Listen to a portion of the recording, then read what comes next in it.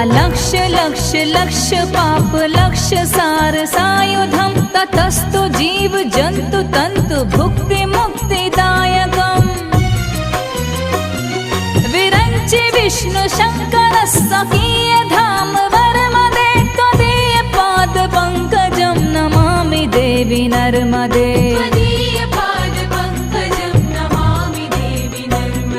Namami Devi